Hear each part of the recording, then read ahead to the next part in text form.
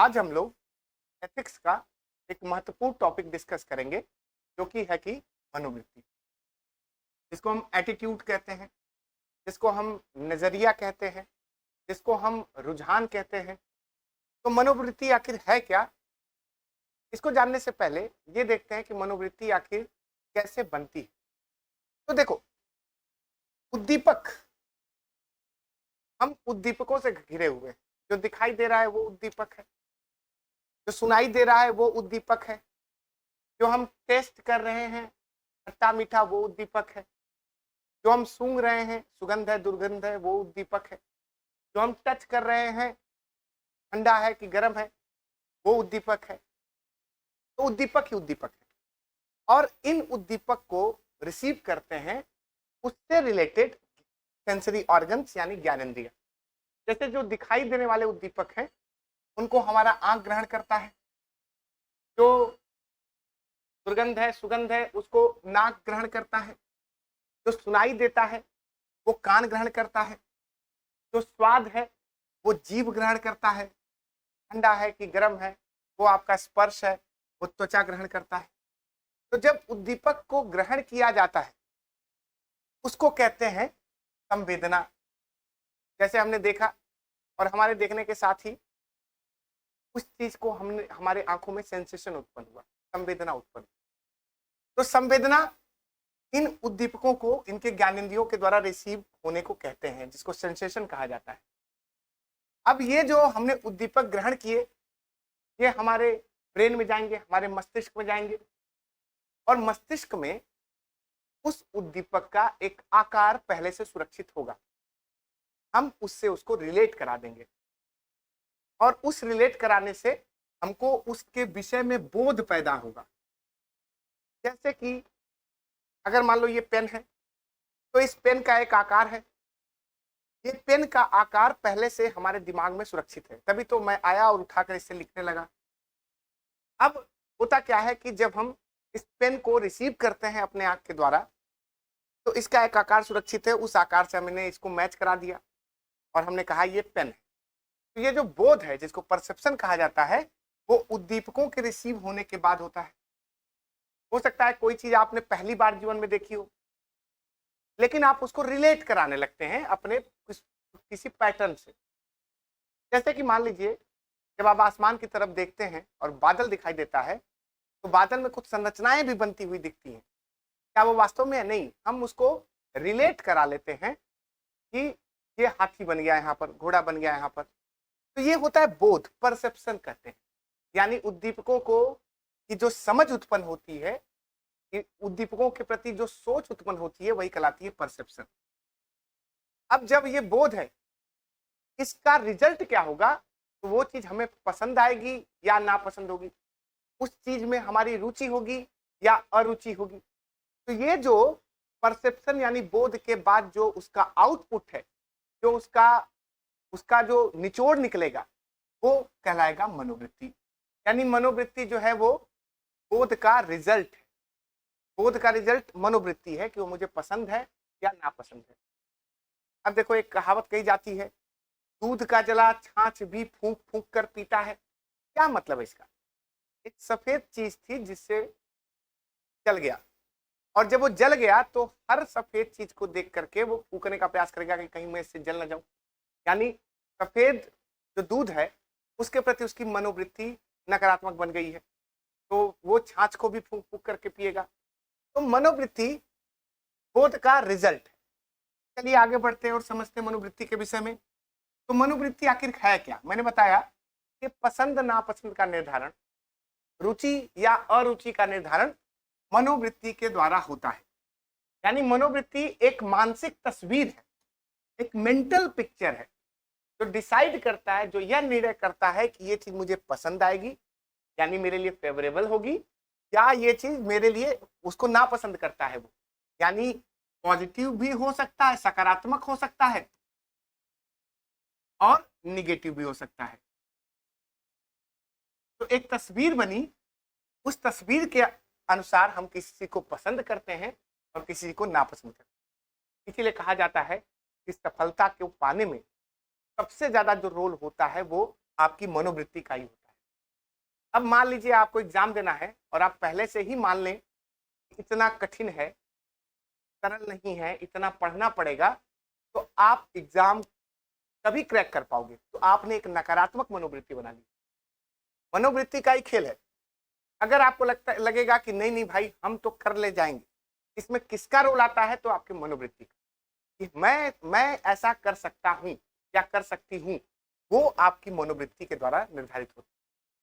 अब किसी को माउंट एवरेस्ट पे चलना है, चढ़ना है, पहले से ही वो ये मान ले कि यार इतनी ऊंचाई तक हम कैसे पहुंचेंगे, तो क्या उसका ऊपर जाना संभव है? नहीं है। यानी उसको क्या चाहिए? उसको चाहिए एक सकारात्मक मनोवृत्ति कि नहीं भाई हम कर लेंगे। इसलिए कहते हैं ना कि हमेशा सकारात्मक रहिए। तो सकारात्मक मनोवृत्ति से ही आप काम कर पाते हो। तो मनोवृत्ति दोनों हो सकती है, सकारात्मक भी हो सकती है और नकारात्मक भी हो सकती है। चलिए आगे बढ़ते हैं। तो अगर हम मनोवृत्ति की परिभाषा समझाएं तो क्या परिभाषा बनेगी?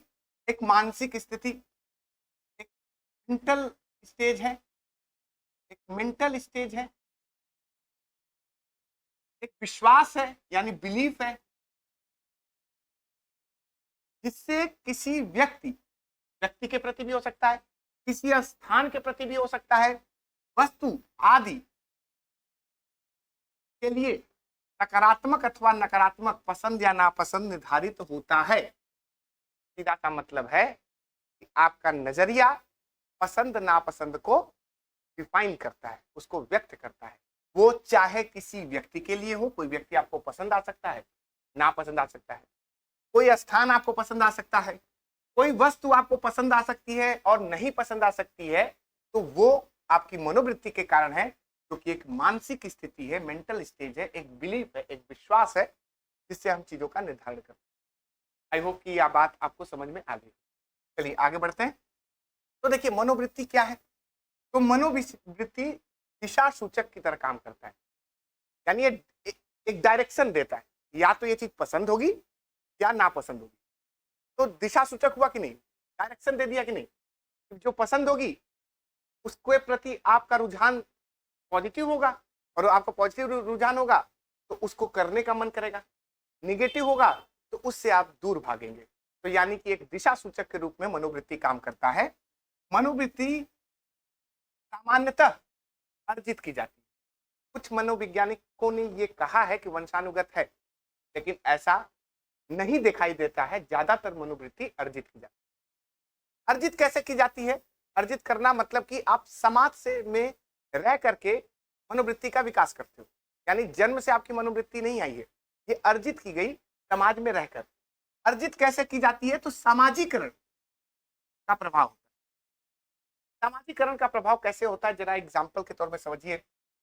इसको फ्राइड ने दिया था, सिगमंड फ्राइड है ना, father of modern psychology. Sigmund Freud ने सामाजिकरण का सिद्धांत दिया। सामाजिकरण का मतलब होता है समाज में रह करके सीखना, और ये जो सीखने की प्रवृत्ति होती है उसको कुछ स्टेज में फ्राइड ने डिवाइड किया था, जिससे हम ये समझ सकते हैं कि मनोवृत्ति के निर्माण में भी यही काम करते हैं। फ्राइड ने क्या कहा कि सबसे पहला स्टेज होता है ओरल। जब बच्चा जन्म लेता है सबसे पहले वो कुछ दूध पिएगा या शहद खाएगा, तो उसके प्रति उसकी एक मनोवृत्ति बन जाएगी। तो पहला जो स्टेज है वो ओरल है, सामाजिकरण का। फिर स्टेज आता है एनल, इसको कहते हैं मौखिक ओरल को, और इसको कहते हैं गुदा। यहाँ बच्चा अच्छे बुरे का भेद समझता है। इस स्टेज में ये काम करो, ये मत करो, थोड़ी बहुत नैतिकता का इन्वॉल्वमेंट शुरू हो जाता है कि क्या करना उचित रहेगा और क्या करना अनुचित। तो एनल स्टेज शुरू हो गया। तीसरा स्टेज जो है वो प्री स्कूल है। प्री स्कूल का मतलब अभी वो स्कूल नहीं गया, स्कूल नहीं गया है, स्कूल से पूर्व अपने परिवार में है। तो परिवार के लोगों से सीख रहा है, माता से सीख रहा है, पिता से। कहा ही जाता है कि परिवार पहली पाठशाला होती है। माता से सीख रहा है, पिता से सीख रहा है। तो प्री स्कूल स्टेज में वो चीजों को सीख रहा है। फिर वो स्कूल जाएगा, चौथा स्टेज, फिर वो स्कूल जाएगा। स्कूल में उसके अपने जैसे बच्चों के गैंग बनेंगे, इसलिए इसको गैंग स्टेज भी कहते हैं। टीचर हैं, किताबें हैं, उसमें वो सीखता है। स्कूल स्टेज में वो सीखता है, टीचर से सीखता है, अपने जैसे बच्चे जो बहुत बहुत सारे बैकग्राउंड से आते हैं उनसे सीखता है, किताबों से सीखता है। पांचवा स्टेज है एडोलसेंस, मतलब किशोरावस्था।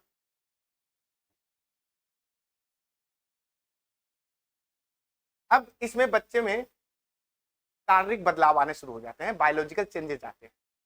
इस चेंजेस के कारण वो सीखता है, फिर वो एडल्ट हो जाता है,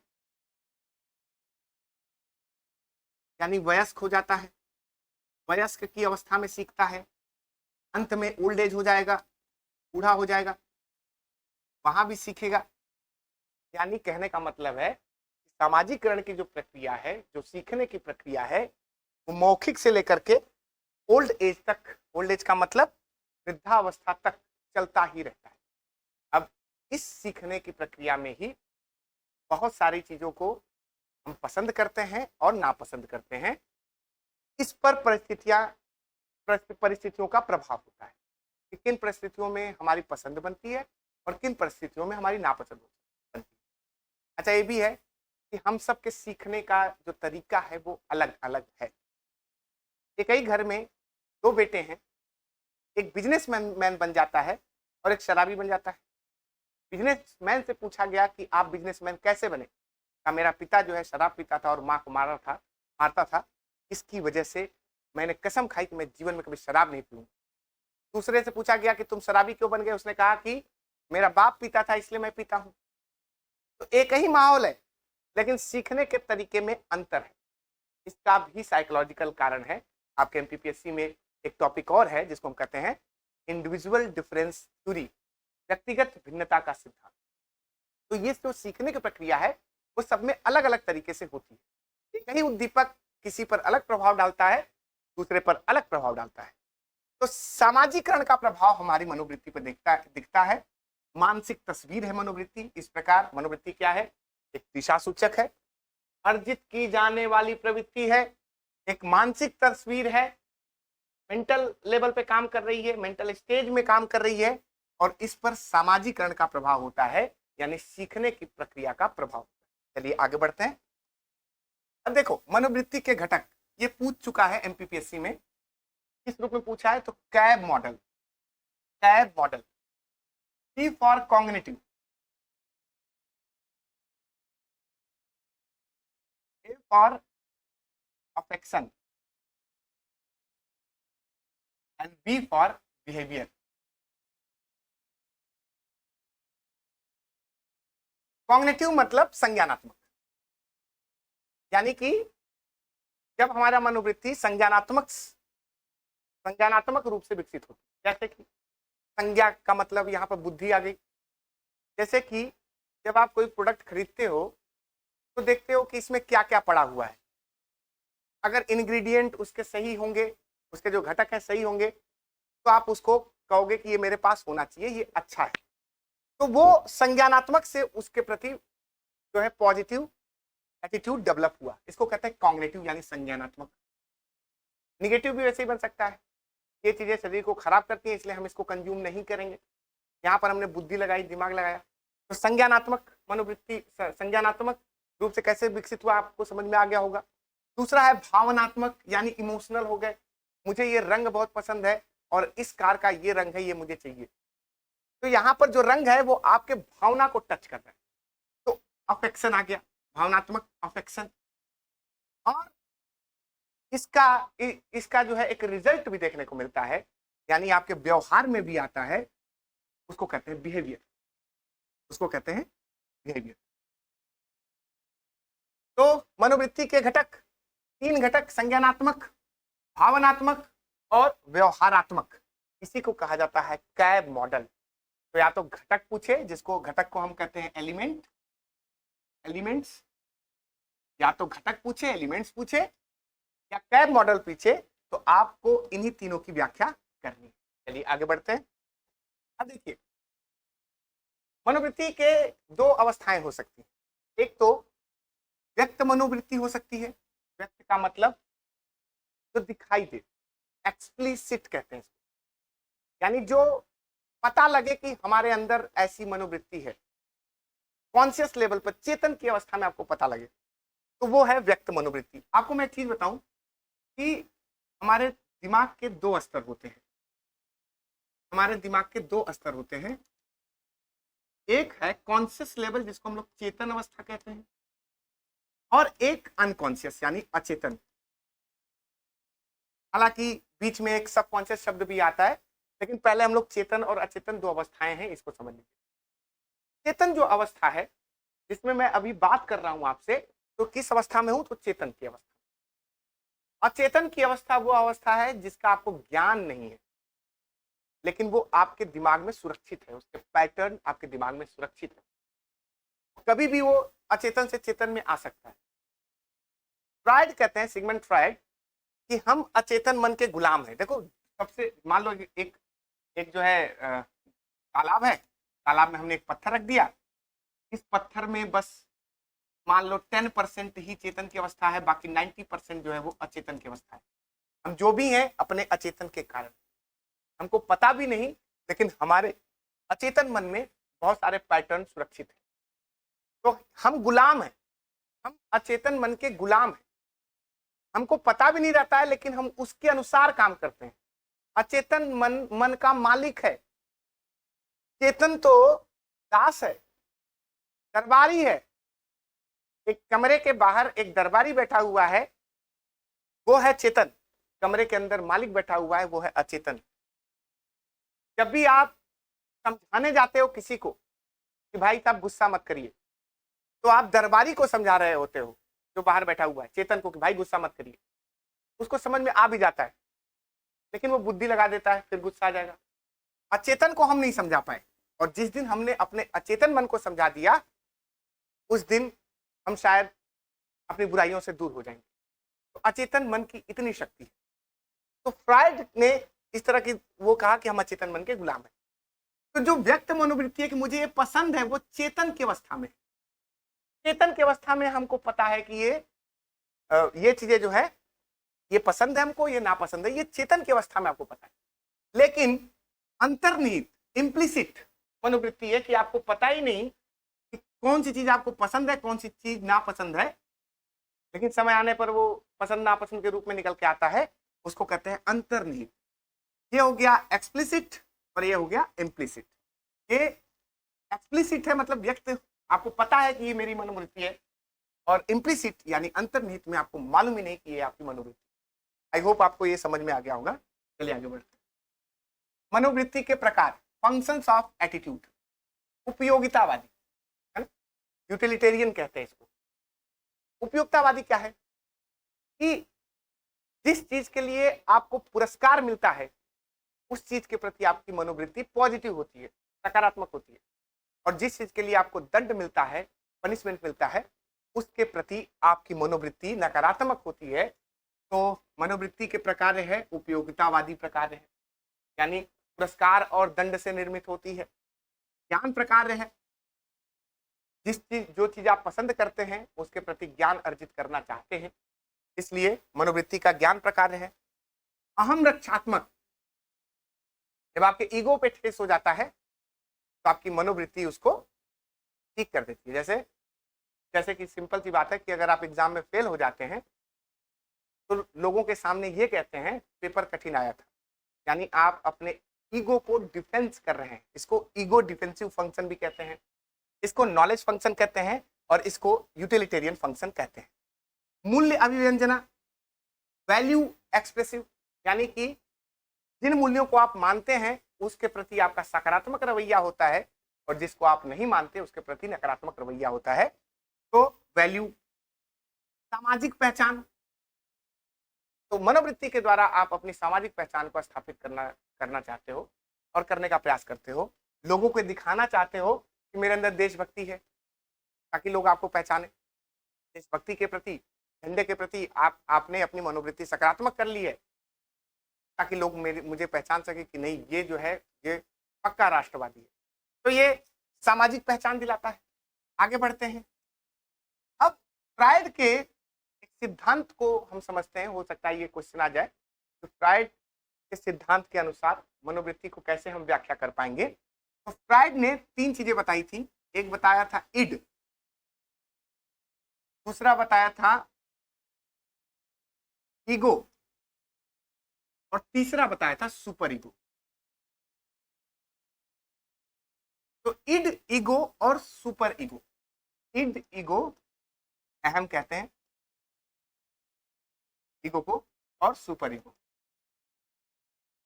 अब ये क्या है भाई साहब? तो हमने देखा कि हमारे मन की अवस्थाएं के बारे में हमने देखा कि अचेतन मन है और चेतन मन है।